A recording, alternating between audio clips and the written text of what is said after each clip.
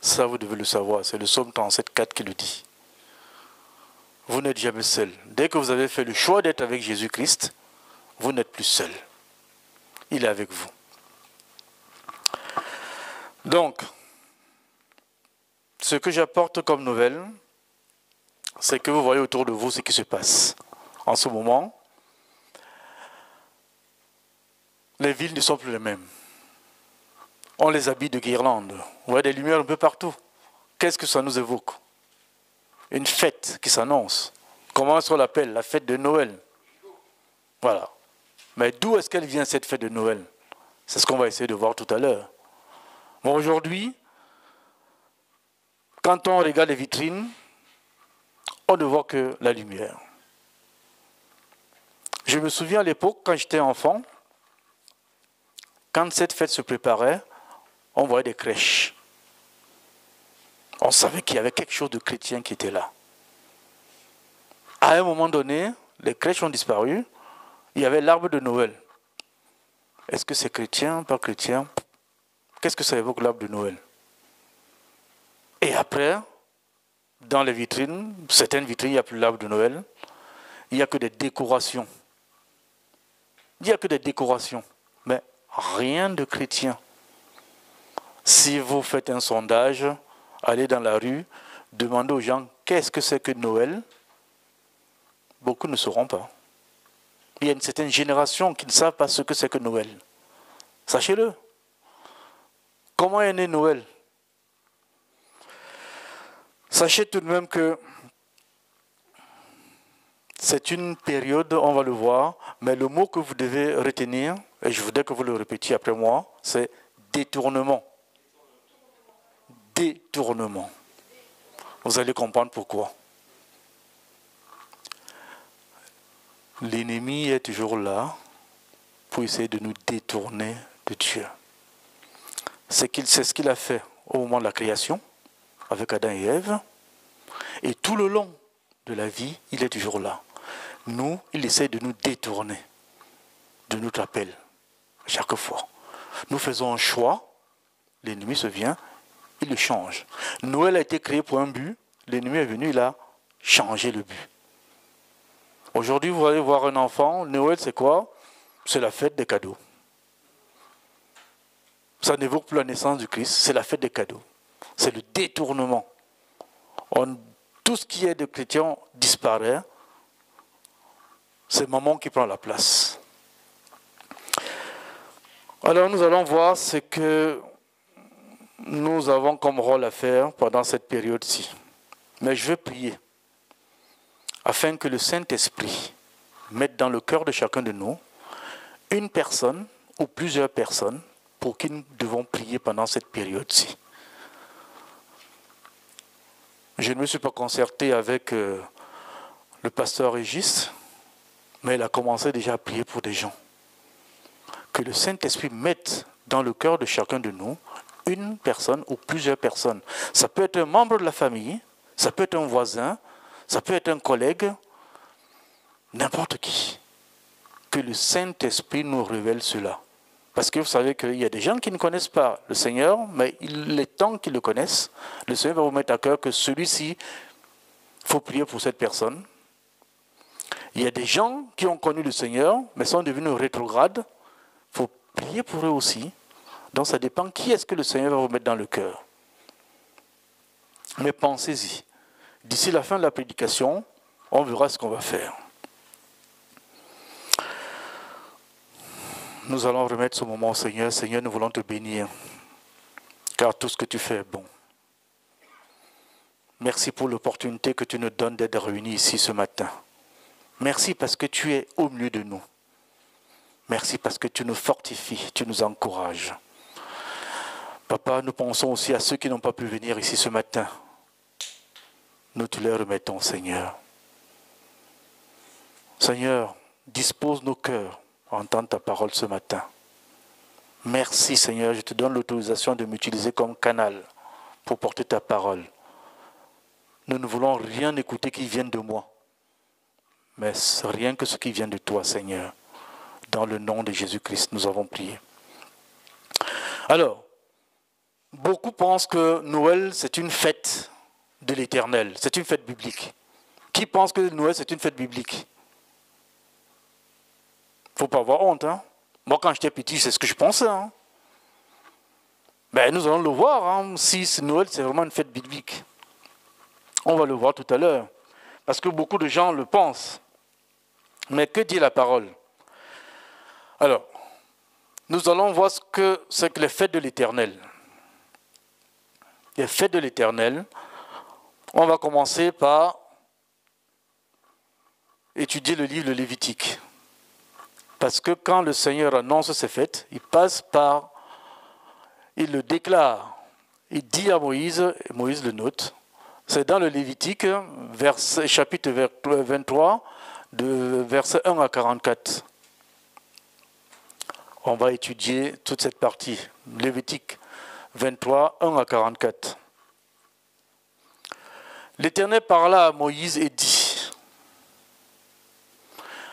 parle aux enfants d'Israël, et tu leur diras, les fêtes de l'Éternel que vous publierez seront les saintes convocations.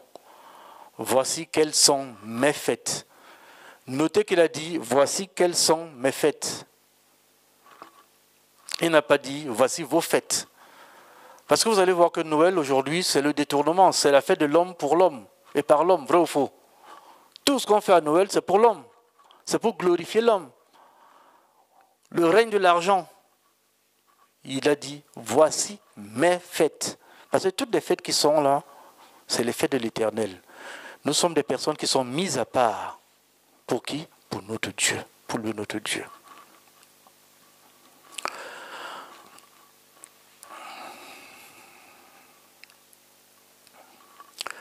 Alors, la première fête, c'est le sabbat. On le trouve dans Lévitique 23, versets 1 à 3. Le sabbat.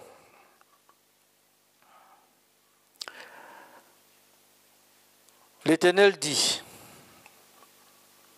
parle à Moïse et dit, parle aux enfants d'Israël, tu leur diras, les fêtes de l'Éternel que vous publierez seront les saintes convocations, voici quelles sont mes fêtes. Verset 3, on travaillera 6 jours, mais le 7e jour est le sabbat, le jour du repos. Il y aura une sainte convocation, vous ne ferez aucun ouvrage. C'est le sabbat de l'Éternel dans toutes vos demeures. Vous allez travailler 6 jours, mais un seul jour pour l'Éternel. Aujourd'hui, qu'est-ce qu'on trouve? Les gens respectent le sabbat? Non. Le travail, chaque jour.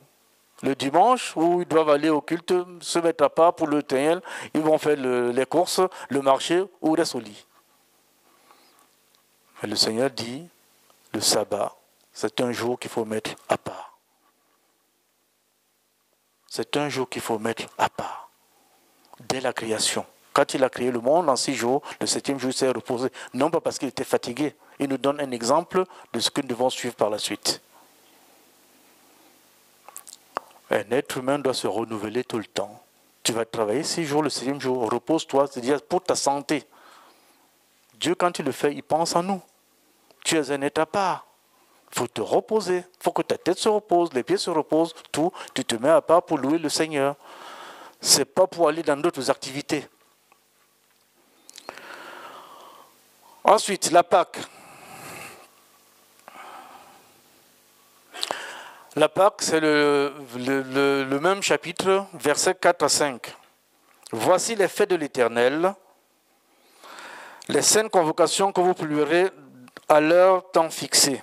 Le premier mois du 14e jour du mois, entre les 2 soirs, et ce sera la Pâque de l'Éternel. La Pâque de l'Éternel, selon le calendrier du mois de Nisan, qui correspond au mois de mars et avril, cette fête de Pâques est le souvenir du jour où Dieu a libéré son peuple de l'esclavage. Quand vous allez dans le livre de l'Exode, vous allez trouver les détails. Donc la Pâque, c'est la deuxième fête que l'Éternel nous propose. La troisième, la fête des pains sans levain. La fête de pain sans levain. Il dit, et le 15e jour de ce mois, ce sera la fête des pains sans levain en l'honneur de l'Éternel. Vous mangerez pendant 7 jours des pains sans levain. Je ne vais pas commenter tous ces 7, mais je vous donne les références afin que vous puissiez les étudier ensemble. Mais le but, c'est de voir quelles sont les fêtes de l'Éternel, les fêtes bibliques, et quelles sont les fêtes qui ne sont pas bibliques. Parce que nous ne devons pas confondre. Parce qu'aujourd'hui, l'ennemi nous amène à tout mélanger. Tout ce qui n'est pas biblique, il nous fait croire que c'est biblique. Et nous devons être ceux qui connaissent la parole. Parce que dans Osée, il dit, mon peuple périt parce qu'il manque de connaissance. Quand nous manquons de connaissance, on n'avance pas.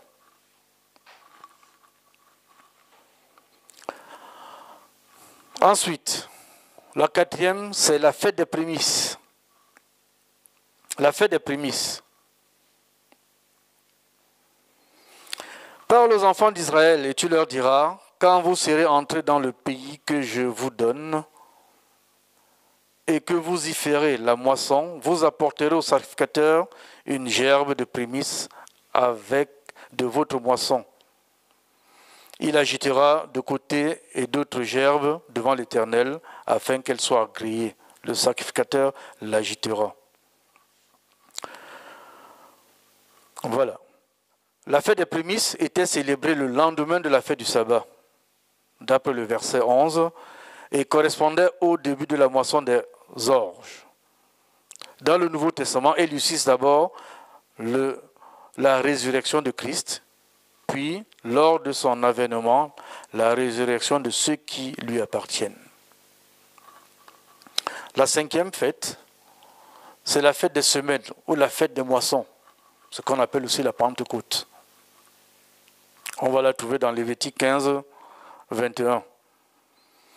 Cette fête préfigure dans l'Ancien Testament la venue du Saint-Esprit pour former l'Église selon Actes 2, versets 1 à 4. Pour la Pentecôte, selon Actes 2, versets 1 à 4. La 6e fête, c'est la fête des trompettes, ce qu'on appelle aujourd'hui Rosh Hashanah. Voilà, c'est une fête que des Juifs, même certaines églises ici, continuent à pratiquer. Mais c'est les fêtes qui existent. Elles n'ont pas été suspendues, elles existent.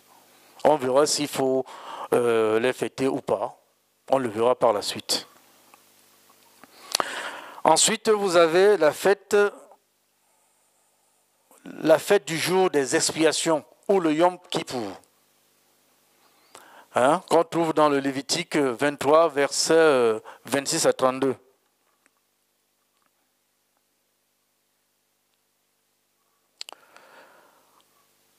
Voilà, la fête des expiations, ou le Yom Kippour. Ensuite, vous avez la fête des tabernacles, ou le Sukkot. C'est la dernière fête que l'Éternel a donnée comme ordonnance. Mais il y a d'autres fêtes aussi qui ne sont pas souvent fêtées. Il y a le Purim, par exemple, il y a d'autres fêtes dans l'Ancien Testament, telles que la fête des dédicaces, qui commémore la réconsécration du temple après la profanation par des Syriens, le Purim, qui commémore la libération des Juifs des mains d'Aman au temps d'Esther. Voilà les fêtes de l'Éternel. Aujourd'hui, voilà les fêtes officielles de l'Éternel, celles qui sont bibliques. Bon, maintenant la question est la suivante. Le chrétien devrait-il célébrer ces fêtes? Ça, c'est la question. Est-ce que nous sommes encore dans l'Ancien Testament ou... Je voudrais simplement vous rappeler que cette Bible que vous voyez, elle est en deux parties. L'Ancien et le Nouveau Testament. On peut dire que l'Ancien, c'est la prophétie. C'est lui qui dit ce qui va se passer après la chute d'Adam et Ève. Tout le livre de l'Ancien Testament, c'est la prophétie. Et le Nouveau Testament, la mise en pratique de la prophétie. et l'Apocalypse, ce qui viendra après. Ça, il faut le savoir. Ce livre est très important. L'Ancien Testament annonce ce qui va arriver. Le Nouveau, ce qui était annoncé est arrivé, et ce qui va arriver dans le livre de l'Apocalypse. Donc, ce livre, on ne peut pas le scinder. Il y en a qui disent que moi, je ne suis que du Nouveau Testament, je ne lis que ça. Non, il est lié à l'Ancien Testament. Parce que c'est de Jésus qu'on parle du début jusqu'à la fin. On commence à parler de Jésus à partir de Genèse 3,15. On commence à parler de lui, de Genèse 3,15 jusqu'à la fin. Donc on ne peut pas dissocier les deux. Alors, le chrétien devrait-il célébrer ses fêtes? L'apôtre Paul nous répond dans le livre des Colossiens, chapitre 2, versets 13 à 17. Il dit: vous qui étiez morts par vos offenses et par l'incirconcision de votre chair, il vous a rendus à la vie avec lui, en nous faisant grâce pour toutes vos offenses. Verset 14, il a effacé l'acte dont les ordonnances nous condamnaient et qui subsistait contre nous. Il les a détruits en les clouant à la croix. Verset 15, il a dépouillé les dominations et les autorités et les a livrées publiquement en spectacle, en triomphant d'elles par la croix. De qui on parle là? C'est toujours de Jésus. Ensuite, au verset 16, que personne donc ne vous juge au sujet du manger ou du boire, au sujet d'une fête ou d'une nouvelle lune ou des sabbats. Que personne ne vous juge. Parce que Jésus, il a été jugé parce qu'il guérissait les gens le jour du sabbat. On se dit, mais on ne comprend pas, qu'est-ce qui se passe? Donc cet homme ne vient pas de Dieu. Et l'apôtre Paul conclut au verset 17, c'était l'ombre des choses à venir. Mais le corps est en Christ. Qu'est-ce que ça veut dire? Moi, avec ces fêtes, la réponse est la suivante. Chacun est libre de fêter ou de ne pas fêter, sans avoir à se culpabiliser. Voilà. J'ai le Saint-Esprit en moi. Je fais ce que je veux. Le libre arbitre, nous avons été créés avec le libre arbitre. Chacun est libre de fêter, ne pas fêter, mais surtout de ne pas se culpabiliser.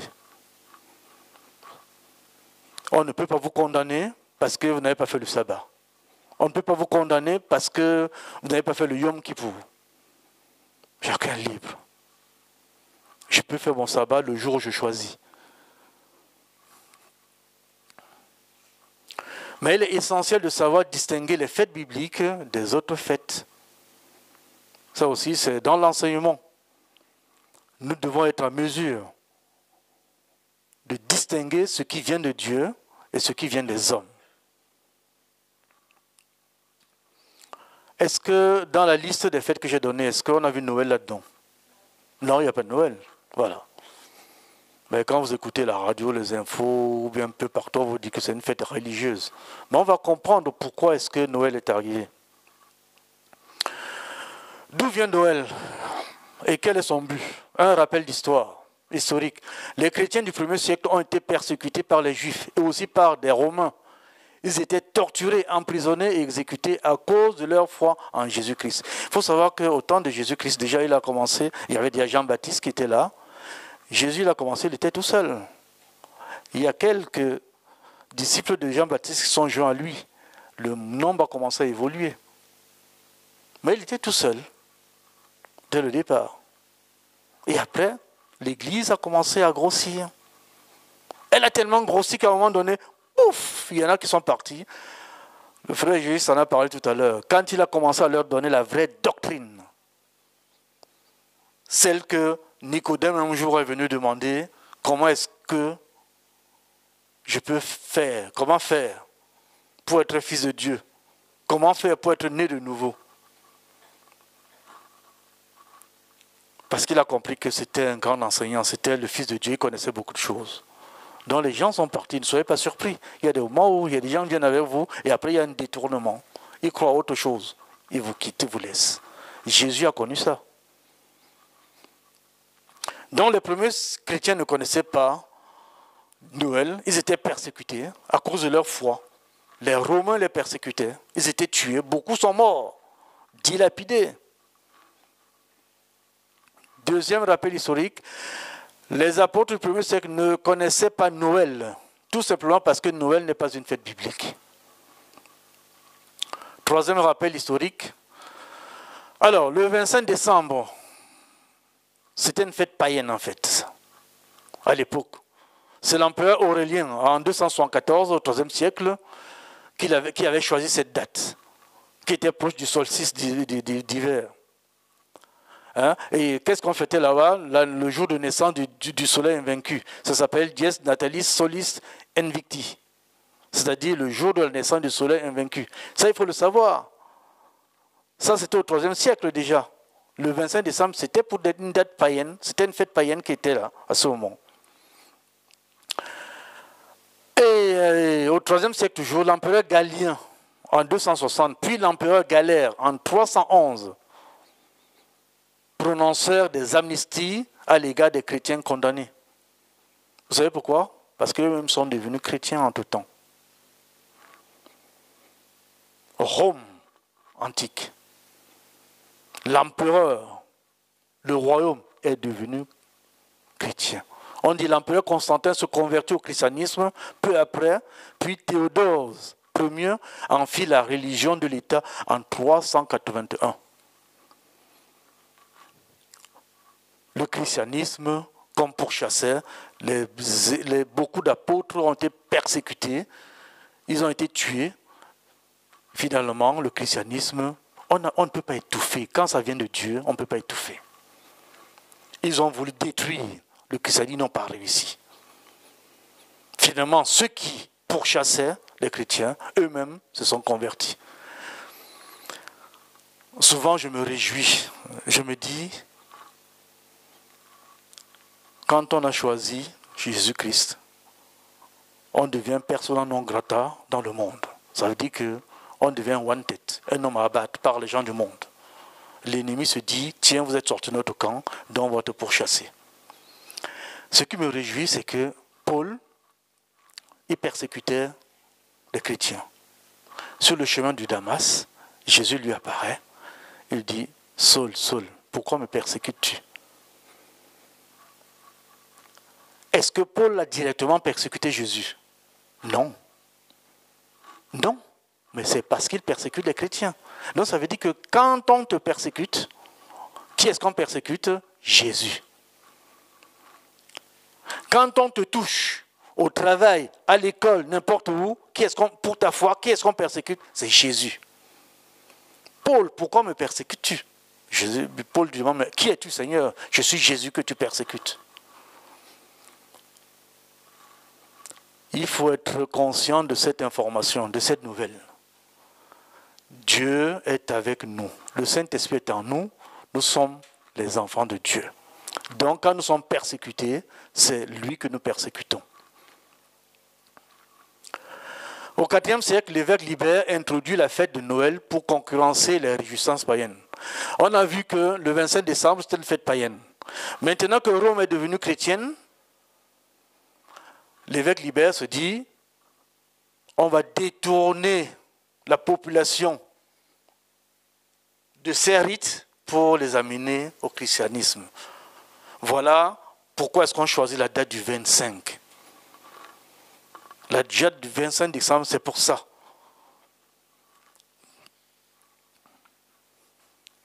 Le but de la fête de Noël est de célébrer la naissance de Jésus-Christ. Les fondateurs de ceux qui ont choisi cette date, c'était pour dire aux gens qu'on va fêter Jésus-Christ. Il avait aussi pour objectif de détourner la population des fêtes païennes et de les amener au christianisme. Ça, c'était le but. La première mention de la célébration de chrétienne au date du 25 date de 336 à Rome. C'est-à-dire la première fois, la toute première fois où on fête le 25 décembre comme fête chrétienne, c'était en 336. Le christianisme devient alors, à son tour, un des cultes et religions de l'Empire romain, célébrant une festivité pendant cette période de l'année.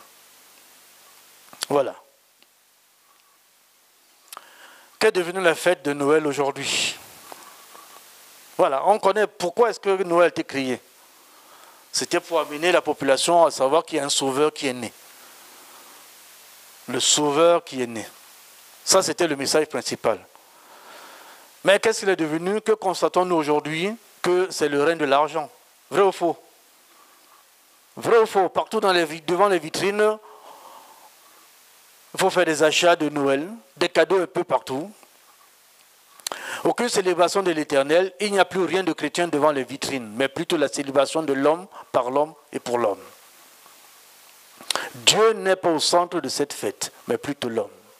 Il n'y a rien de Dieu, rien du tout de Dieu. C'est le règne de l'argent, l'argent est roi. C'est un moment où l'on dépense plus d'argent en s'endettant. Il y en a qui s'endettent même. Ils n'ont pas déjà de quoi se nourrir, mais ils s'endettent.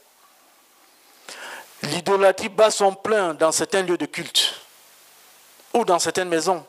Moi, je le sais. Je le sais, j'ai été témoin de ces choses-là. On voit des gens se prosterner devant les statues, devant les crèches. Mais parlons-en des crèches. Je vous ai dit à l'époque qu'il y avait des crèches avant. Mais dites-moi, mes frères et sœurs, est-ce que Jésus, il était dans la crèche encore là? Quand vous fêtez notre anniversaire, est-ce que c'est le lit du bébé qu'on vous présente? Non, quand quelqu'un fait son anniversaire, c'est en fonction de son âge, 20 ans, 25 ans. Mais Jésus, on le représentait toujours dans la crèche. Mais ça, c'est quoi?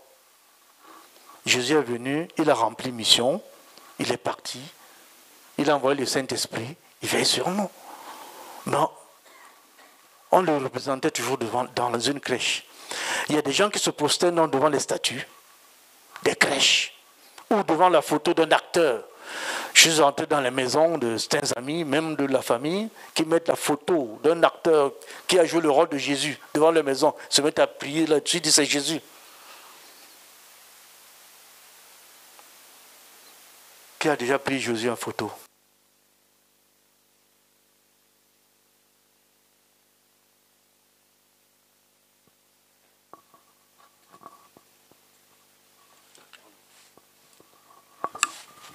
Un, deux, trois.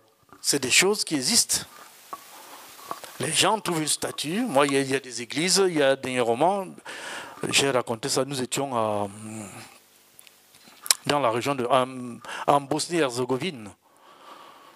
J'arrive là-bas, j'ai découvert que c'est encore un nouveau. C'est une sorte de lourd là-bas. Les gens viennent se prosterner devant une statue. J'ai vu une jeune fille qui se prosternait devant une statue de Jésus, pleurait, versait des larmes. Je dis, regarde, à ma femme, regarde. Donc, ça existe encore. Les gens ne sont pas au courant.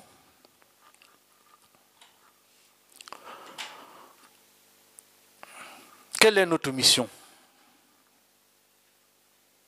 devant tout ce qui se passe aujourd'hui? Nous, chrétiens, ne devons pas rester inertes. La fête de Noël n'étant pas une fête biblique, est-ce que nous, chrétiens, devrions nous interdire d'y participer? La réponse est non. Nous devons exécuter l'ordre que nous a confié le Seigneur Jésus-Christ, qui dit dans son évangile de Marc, chapitre 16, versets 15 à 18. Puis il leur dit, allez par tout le monde et prêchez la bonne nouvelle à toute la création. Ça, c'est l'ordre de mission qui nous a été donné. On ne peut pas s'exclure. Nous sommes dans ce monde, nous n'appartenons pas à ce monde, mais nous sommes en mission, jusqu'à ce que le Seigneur nous rappelle. Nous devons prêcher la nouvelle partout où nous allons, partout où nous sommes. Telle est la mission que Jésus nous a confiée. Celui qui croira et qui sera baptisé sera sauvé. Mais celui qui ne croira pas sera condamné. Ce n'est pas moi qui dis, c'est le Créateur qui le dit. Ce n'est pas moi qui le dis.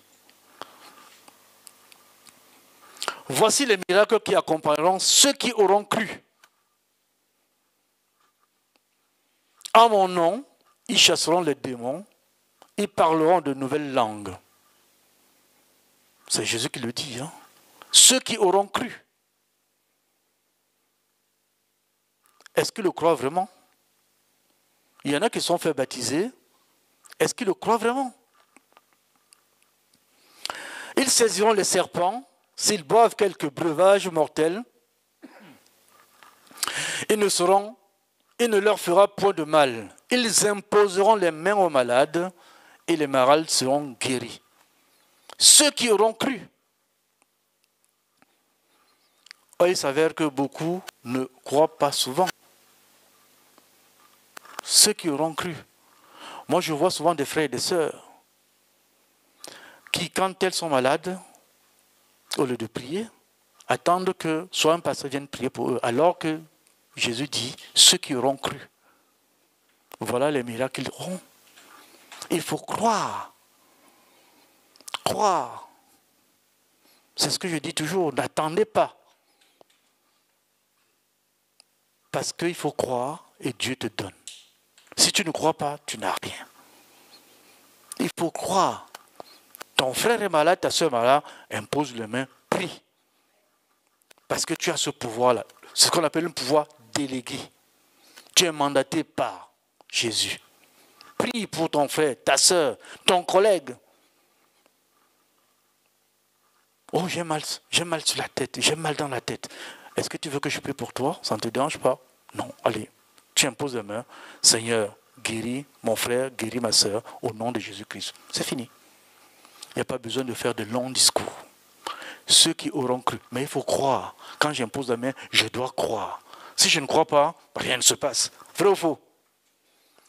Si je ne crois pas, rien ne se passe. Il faut croire. En conclusion, la fête de Noël est-elle une fête biblique? La réponse est non. Définitivement, c'est un non définitif. Parce qu'elle n'est pas citée dans la Bible. Le chrétien peut-il participer à cette fête? La réponse est oui. Mais pas comme les païens. Il y va parce qu'il a une mission. Autour de lui, il participe. On voit comment il agit. Moi, comment est-ce que je fête cette Noël-là?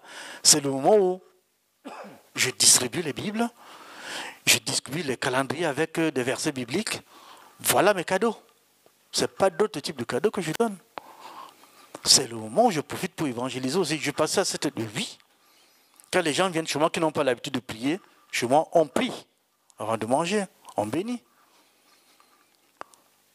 On ne doit pas s'exclure. Il faut faire partager ce que le Seigneur a mis à cœur. Parce que quand ces gens viennent autour de vous, il n'y a pas de hasard. Il y a peut-être une âme que vous pouvez sauver. Comment? En évangélisant autour de lui, dans le but de ramener les âmes perdues à Christ. Nous sommes des envoyés. Partout où nous sommes, partout où nous allons. Voilà. La fête de Noël, nous ne devons pas nous auto-exclure. Mais nous ne devons pas agir comme les gens du monde. Parce que la fête de Noël aujourd'hui, c'est le règne de l'argent. C'est le règne de Mammon. Mais nous devons apporter l'évangile. C'est le moment d'apporter l'évangile partout où nous allons. Prier pour les frères et les sœurs. Tel est notre rôle. C'est ce que le Seigneur attend de nous.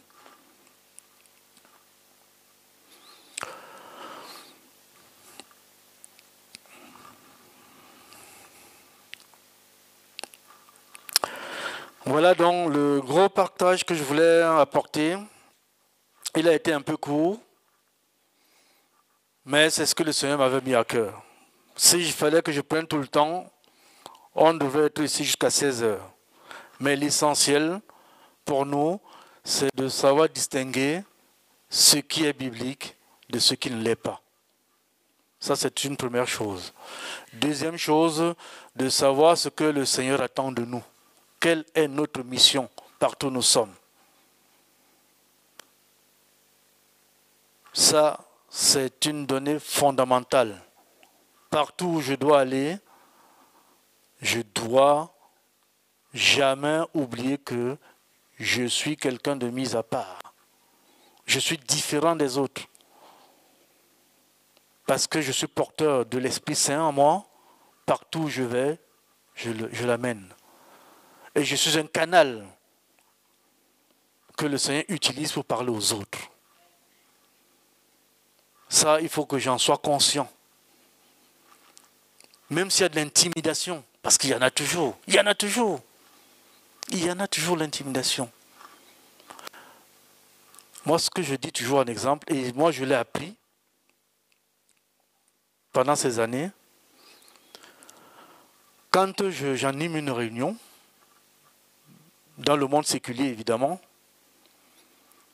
il y a des moments où, dans la table, la discussion va dans tous les sens. Mais quand j'ai su la mission que le Seigneur nous a confiée, dans mon cœur, je prends autorité.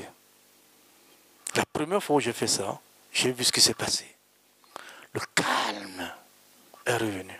Et j'ai repris la main sur la réunion. Rien qu'en prenant autorité. Je n'ai pas crié comme ça. Oh là là là. Non, non, non, non. Autorité dans mon cœur. Seigneur, aide-moi. Je ne sais pas où ça va. Je prends autorité sur cette réunion. Le calme est revenu. Et depuis, mise en pratique. Mise en pratique. À chaque fois, je prends autorité. Mais il faut croire. Quelqu'un est malade autour de moi. Je viens, tu veux une prière? Je prie. Je ne m'occupe plus de savoir si tu es guéri ou tu n'es pas guéri. J'ai prié, j'ai fait ce que le Seigneur m'a demandé et je continue ma route. Si après tu viens témoigner que tu as été guéri, c'est ton problème. Si tu ne témoignes pas, c'est aussi ton problème. Le Seigneur nous demande d'agir d'une certaine façon. Agissons. Donc il est important de connaître la parole, de savoir ce qu'il attend de nous. C'est le message que je voulais vous partager ce matin. Sachez néanmoins que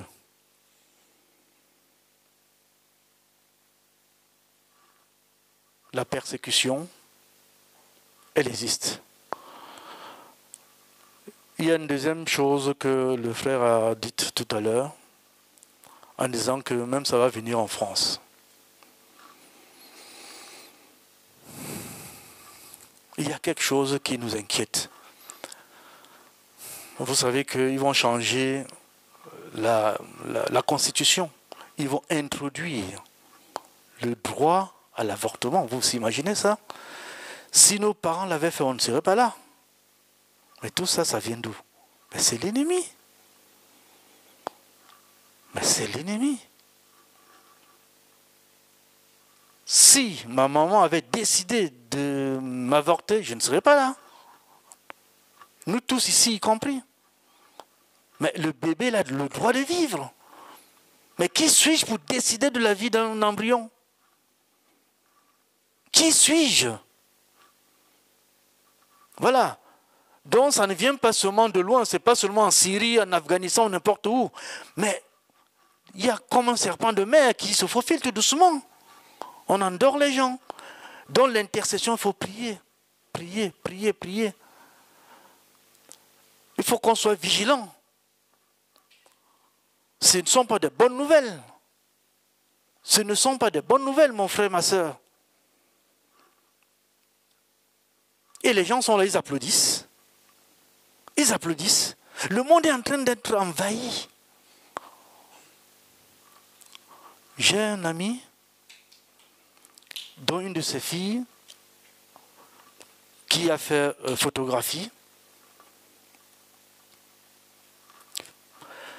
a fait un stage à TF1.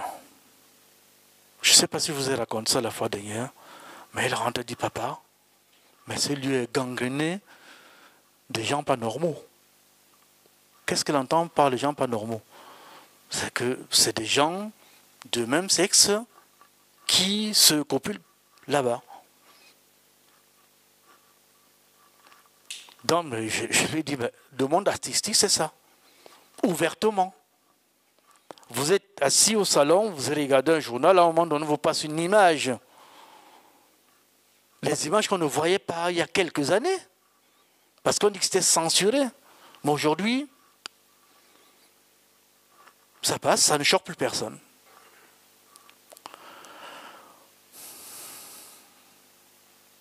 On est dans un pays qui est tranquille, certes, mais il y a un combat spirituel que nous devons mener. Et si on s'endort en disant qu'on ne fait rien, il sera trop tard. Il sera trop tard. Parce que même l'éducation de nos petits-enfants aujourd'hui, ce n'est plus la même éducation. Ce n'est plus la même éducation. Le 1, le 1 vont disparaître. Il y a un troisième mot qu'on a ajouté. Je ne sais pas si les jeunes le connaissent. On me l'a dit dernièrement. C'est quoi? Voilà. Quelque chose comme cela. Tu as dit... Voilà. Donc il y a des changements qui s'opèrent. Donc soyons vigilants. L'intercession, la prière. Jésus passait son temps à prier. Avant de faire quoi que ce soit, il priait. C'est ce que nous devons faire. Pour cette fête-ci, je ne sais pas, entre-temps, si le Seigneur vous a révélé pour qui vous devez prier, nous allons le consolider dans nos cœurs. Vraiment que ces personnes insistez dans vos intercessions. Ça ne vaut pas la peine d'aller voir ces gens, mais priez pour eux, que le Saint-Esprit les touche pour cette fête-ci. Seigneur, nous te disons merci. Merci pour ton esprit de révélation. Merci pour ta parole qui est dite. Que ton nom soit béni. Que ton nom soit loué. Que ton nom soit glorifié, Seigneur. Saint-Esprit, merci pour la révélation que tu as faite dans nos cœurs. Merci pour les personnes que tu as mises dans nos cœurs. Nous allons prier pour cette personne, Seigneur. Nous te confions ces personnes durant cette fête, afin que tu touches leur cœur, afin que ces personnes se tournent vers toi, Seigneur. Merci. Merci pour ta présence manifestée en nous, dans nos vies de chaque jour.